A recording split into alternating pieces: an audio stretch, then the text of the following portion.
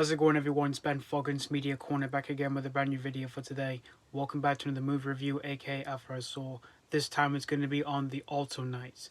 Now, this is a 2025 crime drama, and this is directed by Barry Levinson, the man behind Rain Man, Good Morning Vietnam, Bugsy, and amongst other things he's known for directing throughout his career as a filmmaker.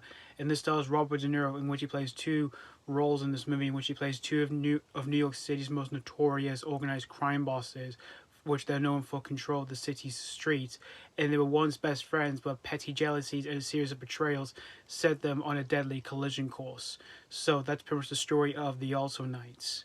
Now, Robert De Niro has made a few of these movies before, back in in the 70s and 80s and 90s, in which most of the ones he's made over the years have considered to be cinema's greatest, like movies like Goodfellas, Casino, Mean Streets, The Godfather Part 2, Once Upon a Time in America, and amongst other gangster films he's made over the years, in which most of them are considered his best. And while he's made a few in the last few years, are not on the same level of being the absolute greatest when it comes to his earlier gangster films he's made over the years as an actor.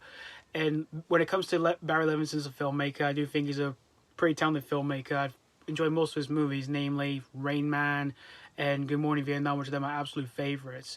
And he's even made one of these movies before, back in the 90s, with the movie Bugsy, starring Warren Beatty.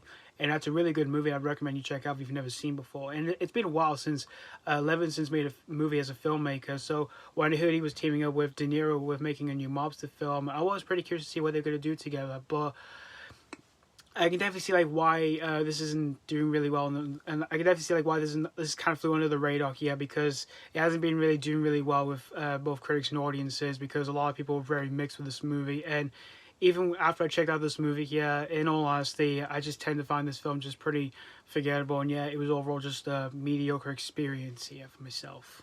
It's no surprise that Robert De Niro is good in the movie, in which he is. He's really good in this movie, in which he plays two roles in the movie as these famous crime bosses of New York City, in which one of his roles, he felt like he was a chameleon while he was wearing makeup and having a high voice, and I thought he nailed that for his performance in this movie. And Debra Messing's in this movie as well, and she did a solid job for her performance, and she was able to sell out a few scenes that she was in within this movie, and everyone else, for the most part, they all do a solid job as well for their performances. And the script for the film, I just felt was convoluted, and yet it was pretty complicated, where it tries to explore the film's themes along the way, which most of them just felt feigned within the plot of this movie, which the plot for the film just felt pretty hollow, especially for its 2 hours and 3-minute runtime here. And the editing choices that Barry Levinson was trying to use for this film just felt really baffling, because there are times where it tries to be like a documentary of sorts, and there are so many different multiple layers that's been thrown into the film, and all that just felt really messy within the overall filmmaking that was being brought out for this movie here. But in the end, guys, the Alto Nights, this film just felt pretty hollow, and yet it felt like an echo of an echo of an echo to better movies that have done better in the mafia genre here. I'm gonna give the Alto Nights 2.5 out of 5.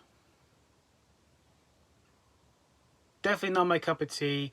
It's definitely one I wouldn't find myself ever revisiting again whatsoever, when it comes to De Niro and gangster films or anything like that. I'd rather watch his much better gangster films he's done over the years that are considered cinema's greatest of all time. So yeah, thank you guys so much for watching my AK After I Saw review on The Alto Nights, and I'd like to know what you guys think of this movie, if you've already seen this movie, or if you just recently checked this one out. And as always, this has been Foggins Media Corner signing off.